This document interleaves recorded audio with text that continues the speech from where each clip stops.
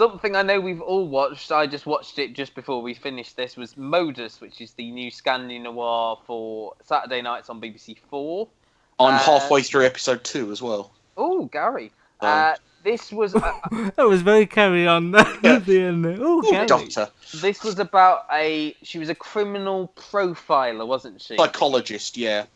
I can't remember her name off the top of my head. It wasn't Modus. Sita or something. I know. Sita is the... Inga Johan Vik. There you go. That's it. Well done. Criminal psychologist who works as her main job though is a sort of profiler, isn't it? She's worked in the FBI's profiling team, and now come back to Sweden. This was on last year, but I think BBC4 have done a sort of good job putting it on at this time of year because it's all sort of set around Christmas, isn't it? Yes, it is very topical. Sort of ended on Christmas Day. Right. It starts at the wedding of her sister. She's separated from her husband.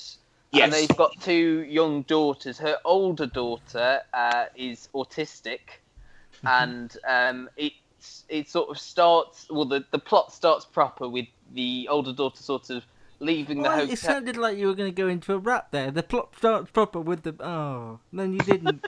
What happens is the mum goes back down to the wedding, leaves her 2 daughters in the hotel room. Younger daughter falls asleep. Older daughter sort of wanders out. Does she lose her little police thing? Yes. It's actually a police car, but she calls it a cat. Yeah, there's been a murder in the list with she's a TV personality. TV chef. TV chef. Yes, TV chef. And some sort of, he's an unknown, this murderer. We don't know much about him to begin with. I know a little more from watching the second episode. But yes. In episode at the time of the murder, we know now. He's just a stranger in black. In paradise. He's living in a caravan in the woods. And then what happens is the daughter witnesses the murder, and then she almost steps in front of a truck, is rescued by the murderer, who tells her to be quiet, and then they go home, and during various parts of the episode, you get the impression that she wants to sort of reveal it, and keeps saying little things, and then you get other little characters from the side.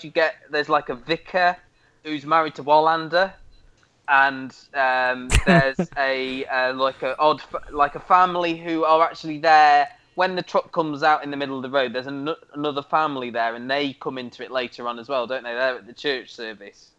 Yeah, they're part of the community, but they're not really much.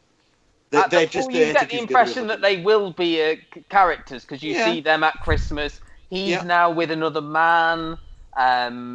That's very straight. You get these characters, again, like most Scandinavian noirs, you get a group of characters you're not quite sure. Yeah, it's that kind of how do they know each other. What their place is in the story yet. The end of Ep 1 is that the vicar gets murdered by the same guy who murdered the TV chef. One of the things that I thought about while watching this, and you two already have quite sort of strong feelings on this, is how well do you think sort of they portrayed autism through the character of Stina, I think the daughter's name was. Stina. Yeah. And, I didn't. And do you think they used it as a sort of gimmicky plot device rather than, being a sort of character trait and a realistic sort of you first, Luke. representation? Well, the thing of is, I think because autism is something we've seen a lot on screen, we hear a lot about, we see a lot on screen. I think this would have worked just as well if she was a really young child.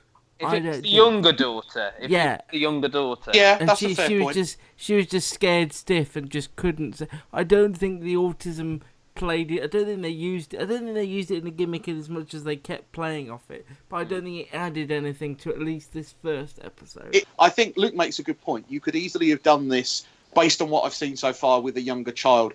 So I can't deny that as a fact. But I think one of the things that I would say is that they might do more with it, because obviously the thing is that she doesn't talk much. No. They've made out that they haven't said in every episode or every scene that she's autistic. Her grandmother makes a comment, in the first episode, there wasn't any point in buying her a nice dress because she puts on this kind of Washington Redskins American football jersey, which she seems to wear all the time, over her wedding bridesmaid dress. I found this a very, very easy watch. Yeah, me too.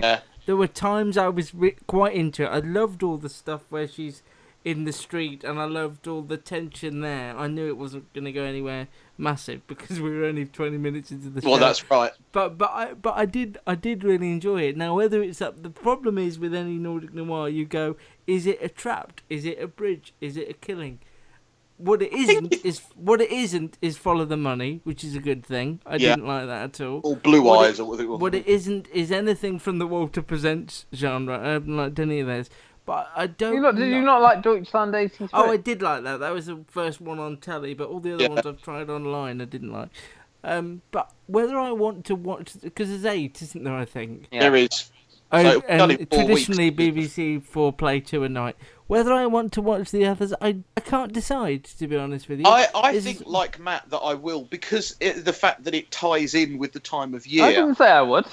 No. Sorry, I'm agreeing with the fact that the timing of the show is good because it's talking about Christmas and we're kind of. I think I will stick with it. I'm enjoying episode 2 as we're talking. I suppose it's a bit like someone in Nordic Noir land being given The Missing and hoping that every UK show they get is The Missing, and then they get given Vera or something, and they go, hang on. I don't know. As you say, it's got a lot. It's got a lot to live up to with the big 3. The characters need more fleshing out. I think you haven't got a Saga Norren or a Sarah Lund or a Andre. You know, you haven't. They feel like sort of plot. They all feel like plot devices at the moment, rather than any. The character that I like the most is the police officer. The divorced police officer who's got a bit of a thing for the main character. He's got a bit of a thing for her, and he's one of my favourite things about the genre is that thing that you spoke about earlier, where people are on screen. You haven't got a clue who they are, why they're there. Yeah. But you just know that they'll be tied in and brought in and being made more of a focus. Remember from the first series of The Bridge, there was the brilliant one where the woman, they closed the bridge. And the woman's like, I'm in this ambulance, I've got to get through. And they ended up letting her through. Now, you had no idea. You just thought that was a throwaway. And then later on, very crucial to the ongoing plot. Yeah. It's so that Matt, kind of thing. Where do you sit then, Matt? I mean, there's a lot on, so does this even I'm going to in? certainly watch the second episode, and then I'll make a decision either way. Yeah. I think hasn't grabbed me as much as Trapped. When I saw Trapped, I was like, I'm going to watch all of this. And when I think because it lacked the depth. Yeah, that's what I mean in terms of the characters. In terms of watching a drama for an hour, it was really easy going. Well, the other thing I would say 44 is that minutes. It's one of the things is it's not an hour, which is quite good. It feels more like an ITV or American drama because it's that kind of 40. Well, it doesn't feel like an ITV drama. No, the time. Don't put it off even more.